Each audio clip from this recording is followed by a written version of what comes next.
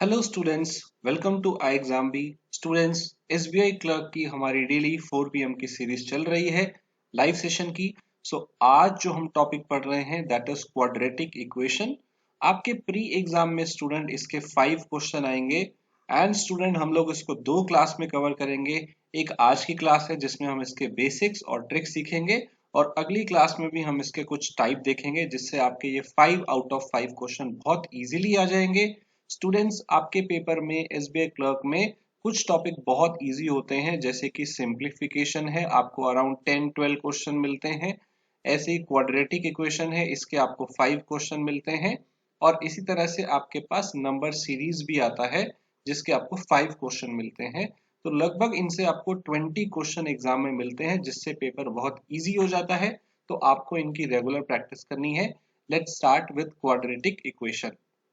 Students, आपको जब paper में क्वेश्चन मिलेगा तो कुछ इस टाइप का मिलेगा। प्री एग्जाम के अंदर आपको दो इक्वेशन मिलेंगी, एक x में और एक y में, और फिर आपको उनमें कंपेयर करना होगा कि x और y के अंदर ग्रेटर कौन सा है, लेस कौन सा है, उनमें क्या रिलेशन है। तो आइए बात करते हैं एक क्वाड्रेटिक इक्वेशन को सॉल्व कैसे करते थे। मैं आपको पहले नॉर्मल मेथड जो आप बचपन में सीखते थे वो बताने वाला हूँ कि आपको शायद याद आ जाए कि आप इसको पहले कैसे सॉल्व किया करते थे। तो हमारी जो फर्स्ट इक्वेशन है वो है 2x² plus 7x plus 6 is equal to 0। तो इसमें जो हमें मिडल टर्म है इसको स्प्लिट करना होता था किसी दो ऐसे नंबर में जिनका टोटल तो 7 ही आए लेकिन प्रोडक्ट आए फर्स्ट इंटू लास्ट। तो फर्स्ट इंटू लास्ट कितना दिख रहा है, 2 इंटू 6 12। तो 7 को दो ऐसे नंबर में ब्रेक करो जिसका टोटल तो 7 हो पर प्रोडक्ट 12 हो। तो सिंपल है 3 और 4। तो अब हम क्या करते थे, 7x को ब्रेक करके लिख देते थे 3x plus 4x plus 6 is equal to 0। अब इसमें से आपका कॉमन जो आ रहा है वो x आ रहा है, राइट, पहले दो नंबर में। एंड अगले दो नंबर में आप कॉमन देखें तो 2 आ रहा है। तो अल्टीमेटली होता क्या था ऐसे केस में, ये जो ब्रैकेट के अंदर चीज है ये आपकी कॉमन आ रही है, राइट। एंड अंदर जो आपके पास यहाँ पे रह गया है वो रह गया है x प्लस 2।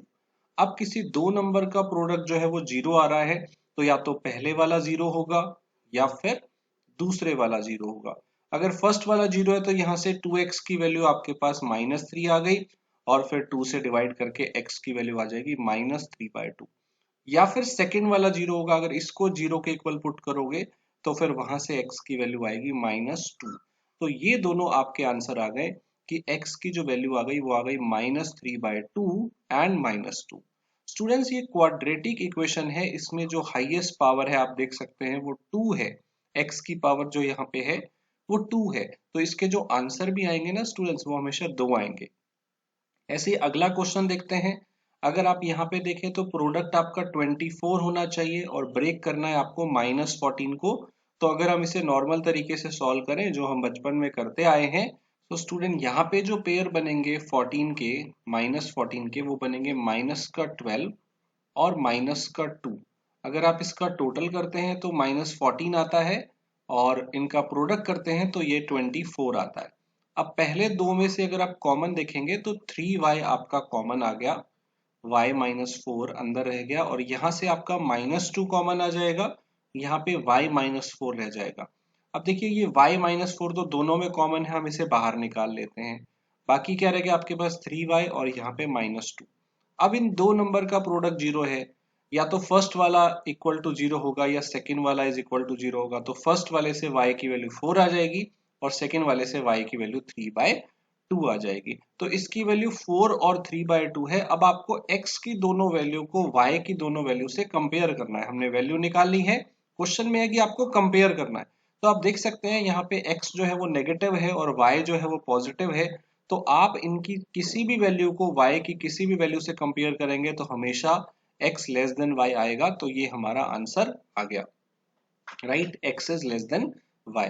स्टूडेंट, कभी कभी आपको लेस के साथ इक्वल भी मिल सकता है तो ये आंसर आ जाएगा। कभी सिर्फ ग्रेटर होगा, कभी ग्रेटर के साथ इक्वल होगा, कभी सिर्फ इक्वल होगा। और यहाँ पे एक ऑप्शन है कि रिलेशनशिप नहीं हो सकता। तो ये कब होता है स्टूडेंट, जब आपका ग्रेटर देन y के साथ साथ लेस देन y भी आ जाए। मतलब जब ग्रेटर एंड y दोनों एक साथ आ जाए तो आप बोलेंगे देयर इज नो रिलेशन, क्योंकि बड़ा भी हो और छोटा भी हो तो ये तो पॉसिबल नहीं है ना। इसलिए उस केस में आपको नो रिलेशन बताना है। तो ये जो मैंने आपको मेथड बताया स्टूडेंट, ये तो काफी लेंथी मेथड है, आपको ऐसा नहीं करना है। आज हम सीखेंगे स्टूडेंट, आपको जो एग्जाम में 5 क्वेश्चन मिलते हैं उसमें कम से कम 1 या 2 क्वेश्चन तो ऐसे होंगे जिसमें आपको पेन की जरूरत नहीं है, पेपर की जरूरत नहीं है, आप सिर्फ क्वेश्चन को देखते ही 1 सेकंड में आंसर बता सकते हो कि उसका आंसर क्या आएगा। तो आपको ऐसे 1 या 2 क्वेश्चन पक्के मिलेंगे जिसमें आपको पेन चलाने की जरूरत नहीं पड़ेगी। बाकी क्वेश्चन में आपको 10-20 सेकंड लगेंगे सॉल्व करने में, उसकी ट्रिक हम अगली वीडियो में देखेंगे।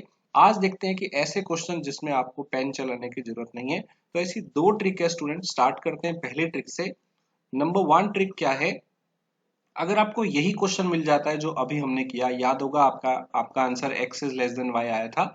तो अगर आपको ये कंडीशन मिलती है कि आपका जो साइन है वो सिर्फ बीच वाली दोनों जगह पे चेंज है, अगर आप देखें यहाँ पे पॉजिटिव है और यहाँ पे नेगेटिव है, शुरू वाले दोनों नंबर दोनों इक्वेशन में पॉजिटिव हैं, लास्ट में भी पॉजिटिव है, अगर सिर्फ बीच में आपको डिफरेंस दिखता है प्लस भी और माइनस भी, एक जगह प्लस है और एक जगह माइनस है, तो इस केस में क्या होगा स्टूडेंट, अगर ये दोनों क्वाड्रेटिक इक्वेशन है और आगे और पीछे दोनों पॉजिटिव हैं लेकिन बीच में एक पॉजिटिव और एक नेगेटिव है, तो हमेशा ध्यान रखिए कि जो पॉजिटिव वाला वेरिएबल है, यहाँ पे पॉजिटिव किसके अंदर है, एक्स के अंदर, वो हमेशा लेस होगा from the other one, right. जिसमें यहाँ पॉजिटिव है वो लेस होगा हमेशा दूसरे से, तो x यहाँ पे लेस होगा y से।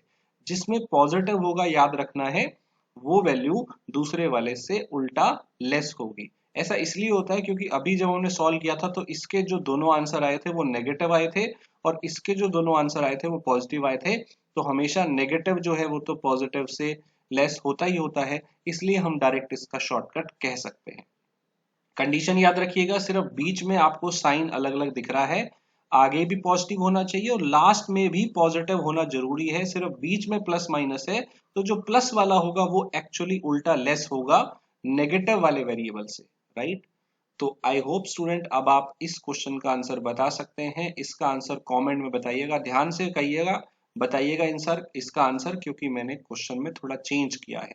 तो ध्यान से इसका आंसर आपको क्वेश्चन नंबर 2 का कमेंट में बताना है कि इसका answer x is greater than y आएगा या x is less than y आएगा।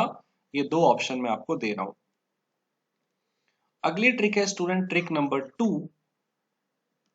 अगर आपको दोनों क्वाड्रेटिक इक्वेशन में ये जो लास्ट का नंबर होता है जिसे हम कांस्टेंट बोलते हैं, ये अगर दोनों के अंदर नेगेटिव आ जाता है in both of the equation, तो जो आपका आंसर होता है वो हमेशा होता है no relation.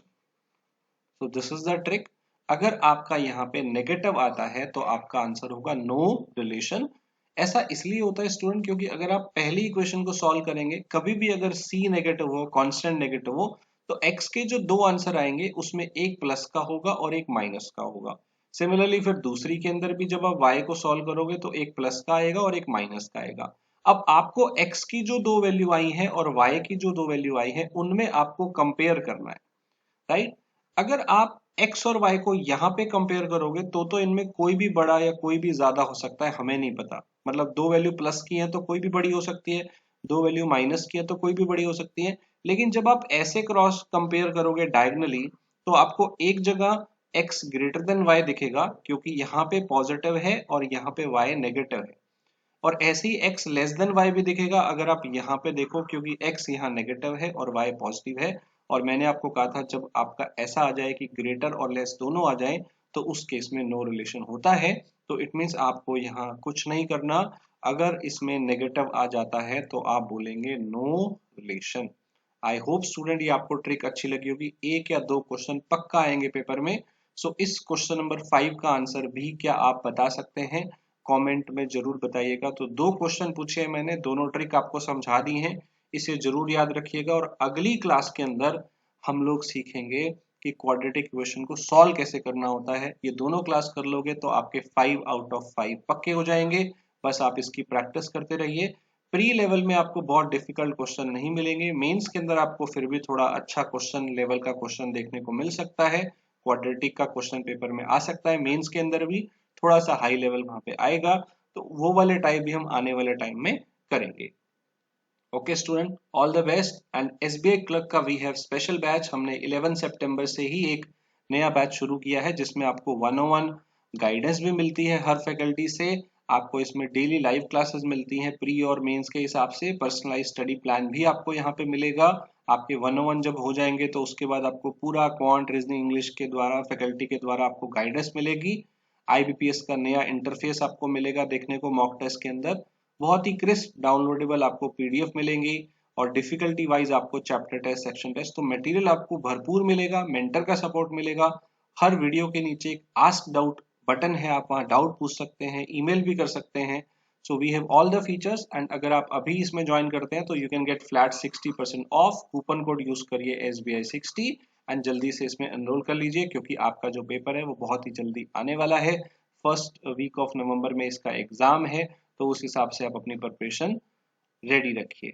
Okay student, all the best. And अगर आपकी कोई ज्यादा जानकारी आपको चाहिए इसके बारे में तो आप हमारे इस नंबर पे कॉल भी कर सकते हैं। Join iExamB because we unfolds your potential and we also prepare you 50% faster। इस चैनल पे अगर आप नए आए हैं तो सब्सक्राइब करना मत भूलिए, बेल आइकन को भी दबा दीजिए ताकि आपका कोई भी वीडियो मिस ना हो।